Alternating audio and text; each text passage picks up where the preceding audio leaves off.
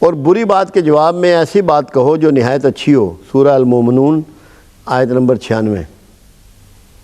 برائی کا جواب برائی نہیں ہے۔ اللہ کے رسول صلی اللہ علیہ وسلم کا فرمان ہے کہ اگر بری بات کے مقابلے میں تم اچھی بات کہو گے تو جو شخص تمہارا دشمن تھا، تم سے نفرت کرتا تھا، وہ تمہارا دوست بن جائے گا، اس سے تمہاری دوستی ہو جائے گی، تعلقات ٹھیک ہو جائیں گے۔ کتنی آسان اور خوبصورت باتیں ہیں، اور یہ اخلاق ہے جو قرآن نے آپ کو پیش کیا۔ اللہ کرے کہ ہمیں اس کی سوچ پیدا ہو، ہم اپنے آپ کی مانیٹرنگ شروع کریں۔ میں ریکویسٹ کرتا ہوں ہمیشہ لوگوں کو کہ کم سے کم، اگر زیادہ نہیں تو 5 منٹ اپنے آپ کو دیں۔ جب آپ بستر پہ جائیں رات کو سونے کے لیے تو اپنے دن بھر کی فلم ریوائنڈ کریں کہ صبح جاگنے سے لے کے اب تک میں نے کیا کیا۔ روزانہ کا معمول بنا لیں، جس کا نتیجہ یہ ہوگا کہ پھر آپ برائیاں چھوڑنی شروع کر دیں گے۔ جیسے یہاں جھوٹ سے اجتناب کا لکھا ہے، اللہ کے رسول صلی اللہ علیہ وسلم کے پاس ایک شخص آیا، نے کہا میں یہ بھی برائی ہے، یہ بھی برائی ہے، اپنی بہت سی برائیاں اس نے گنی، میں کون سی چھوڑوں؟ آپ نے فرمایا جھوٹ چھوڑ دیں، کیونکہ برائیوں میں جو برائیوں کی ماں ہے وہ جھوٹ ہے، جس سے ساری برائیاں پھوٹتی ہیں اور جنم لیتی ہیں۔ تو جو شخص جھوٹ چھوڑ دے گا، آپ یقین کر لیں اس قیامت کے قریب کے زمانے میں بھی وہ اعلیٰ ترین انسان ہوگا، بہترین مومن بن جائے گا، مگر اس کو جھوٹ چھوڑنا پڑے گا۔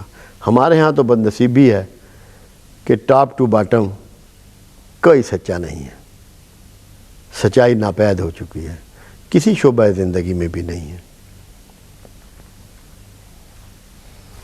اور جو لوگ تم میں صاحب فضل اور صاحب وسعت ہیں، وہ اس بات کی قسم نہ کھائیں کہ رشتہ داروں اور محتاجوں اور وطن چھوڑ جانے والوں کو کچھ خرچ پات نہ دیں گے۔ ان کو چاہیے کہ معاف کر دیں اور درگزر کریں۔ کیا تم کو پسند نہیں کہ اللہ تم کو بخش دے، اور وہ تو بخشنے والا مہربان ہے۔ سورہ نور آیت نمبر 22۔ جو بھی صاحب فضل ہیں، صاحب حیثیت ہیں، ان کے لیے یہ پیغام ہے، محتاجوں پہ خرچ کریں، رشتہ داروں پہ خرچ کریں، اور اگر کسی سے زیادتی ہو جائے، کوئی آپ کی عزت نہ کرے، احترام نہ کرے، تو اس کو درگزر کر دیں، اس کو معاف کر دیں۔ جہاں ڈیلنگ ہوتی ہے وہاں یہ غلطیاں ہوتی ہیں۔ جب آپ بخش دیں گے تو اللہ بھی آپ کو بخش دے گا، اور اللہ بخشنے والا مہربان ہے، وہ معاف کرنے والا ہے۔ یہ پردے کے کتنے حسین احکام سمجھائے جا رہے ہیں، آپ کی ساری کیفیت بتائی جا رہی ہے، جو آپ کے گھروں کے ایکچول حالات ہوتے ہیں۔ قرآن جو ہے نا، اللہ ایک جگہ کہتا ہے، اپنے رسول کو کہہ رہا ہے کہ تم تو شرماتے ہو مگر اللہ نہیں شرماتا۔ اللہ چھوٹی سی چھوٹی مثال دینے میں، چھوٹی چھوٹی بات کرنے میں نہیں شرماتا، ہر بات کو کھول کر اللہ بتا دیتا ہے۔ جو آپ کے گھروں کے دستور ہیں، جو طریقے ہیں، اس آگے آیت میں وہ بالکل اللہ نے واضح کر دیے۔ یہ اخلاقیات قرآن میں اعلیٰ ترین بات ہے۔ مومنوں، تمہارے غلام، لونڈیوں اور جو بچے تم میں سے بلوغت کو نہیں پہنچے، 3 دفعہ یعنی کہ 3 اوقات میں تم سے اجازت لیا کریں ملنے کے لیے، آنے کے لیے۔ ایک صبح نماز فجر سے پہلے، رات کے پچھلے پہر، اور دوپہر گرمی کی دوپہر کو جب تم کپڑے اتار دیتے ہو۔ دوسرا اس وقت جب گرمی کی دوپہر میں تم کپڑے اتار کے آرام کر رہے ہوتے ہیں۔ اور تیسرے عشاء کی نماز کے بعد۔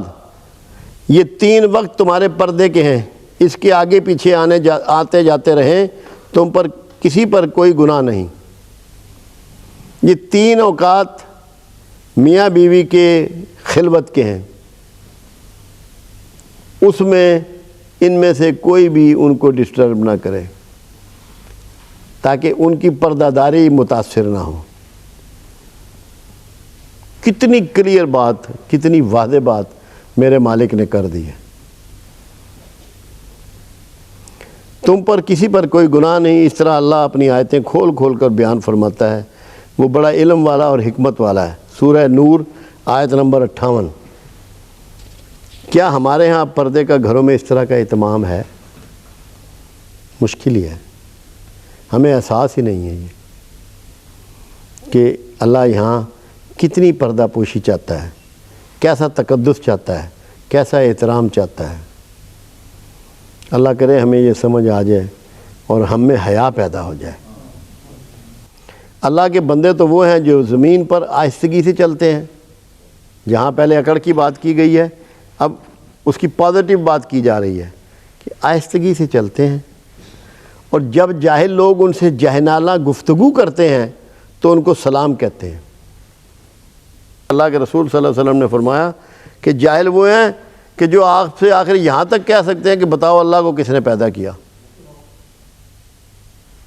تو ان کو سلام کرو اور گزر جاؤ، ان کے پاس رکو نہیں، ان کی یہ باتیں نہ سنیں، اور جب یہ اپنی بات بدل لیں تو ان سے ملتے رہو۔ قطع تعلق کی اجازت نہیں دی، ملتے رہو تاکہ ان کی تصحیح ممکن ہو، ان کی ریمیڈی ہو سکے، کوئی تربیت ہو سکے، ان کی کوئی ان کو بات سمجھ میں آ سکے۔ سورہ فرقان آیت نمبر 63۔ بیہودہ بات سنتے ہیں تو اس سے منہ پھیر لیتے ہیں اور کہتے ہیں کہ ہم کو ہمارے اعمال اور تم کو تمہارے اعمال، تم کو سلام ہو۔ جب کوئی بیہودہ بات کرتے ہیں تو ایمان والے مومن بندے، اللہ سے ڈرنے والے بندے ان سے منہ پھیر لیتے ہیں، چہرہ الگ کر لیتے ہیں۔ سورہ قصص آیت نمبر 55۔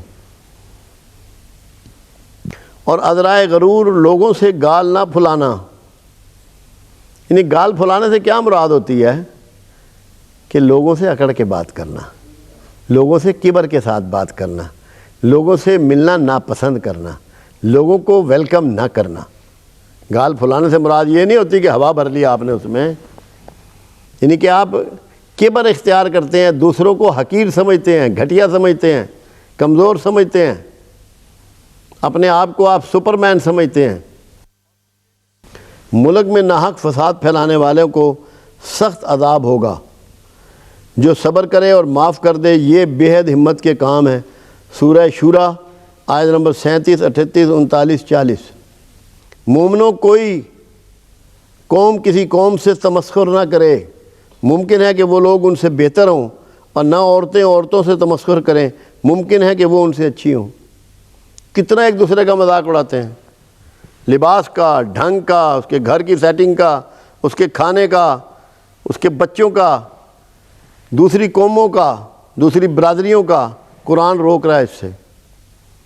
کمپیریزن نہ کریں، تقابلہ مت کریں، مانیں، احترام کریں، عزت کریں۔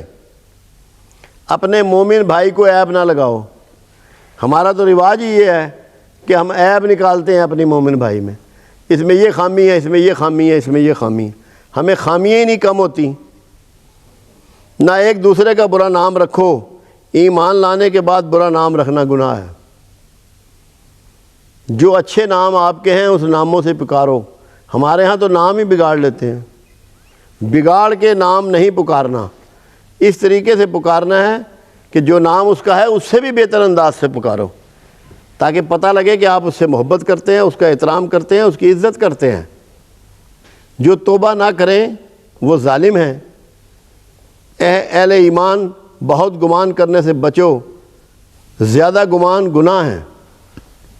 جو ہم گمان کرتے ہیں نا، مختلف باتیں سوچتے رہتے ہیں، مستقبل کے بارے میں سوچتے رہتے ہیں، دوسروں کے بارے میں گمان کرتے ہیں، ایسے سوچتے ہیں کہ یہ مجھے نقصان پہنچائے گا۔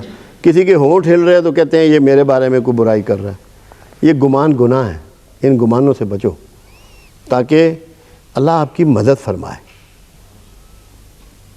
اور ایک دوسرے کے معاملات اور حالات کا تجسس نہ کیا کرو۔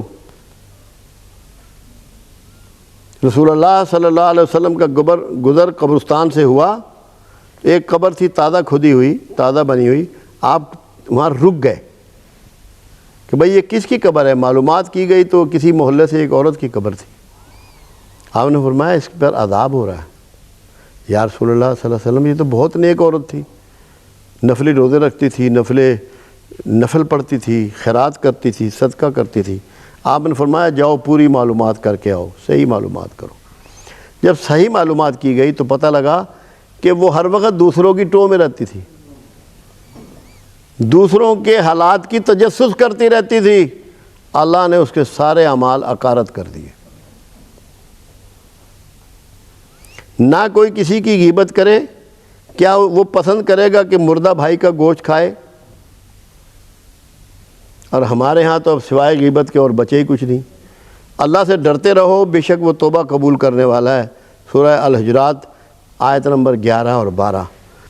یہ وہ مختصر بیان ہے جو میں نے آپ تک پہنچایا ہے۔ اللہ کرے کہ ہماری سمجھ میں یہ بات آ جائے قرآن کی کہ قرآن کون سے اخلاقیات ہم سے چاہتا ہے اور ہم اس طرف چل پڑیں۔ آپ سے سارے اعمال ایک دم ٹھیک نہیں ہوں گے، یہ ممکن نہیں ہے، انسانی بساط کی بات نہیں ہے، مگر جب آپ اپنا راستہ ادھر کی طرف منتخب کر لیں گے تو پھر سارا کچھ ٹھیک ہو جائے گا۔ راستہ تبدیل کر لیں گے نا، ہم نے اپنا راستہ بدلنا ہے، اپنی ڈائریکشن تبدیل کرنی ہے۔ وہ اگر ہم نے کر لی تو ہم کامیاب انسانوں میں شمار ہو جائیں گے، اور یہ جو کچھ قرآن آپ سے چاہ رہا ہے، جو کچھ اللہ آپ سے چاہ رہا ہے، وہ انشاءاللہ العزیز آپ اس میں میکسیمم چیزیں اپنا سکیں گے۔ یہ کوئی ایسی چیز اس میں نہیں ہے جو آپ کر نہ سکیں، کوئی ایسی بھاری بات نہیں ہے۔ یہی رسول اللہ صلی اللہ علیہ وسلم کی پریکٹس تھی، اور یہی اصحاب رسول کی پریکٹس تھی، یہی اولیاء اعظام کی پریکٹس تھی۔ اللہ کرے کہ میری یہ چھوٹی موٹی باتیں آپ کے دل میں گھر کر جائیں اور آپ کی زندگی کی ڈگر بدلنے شروع ہو جائے۔ اللہ آپ کا اور میرا حامی و ناصر ہو۔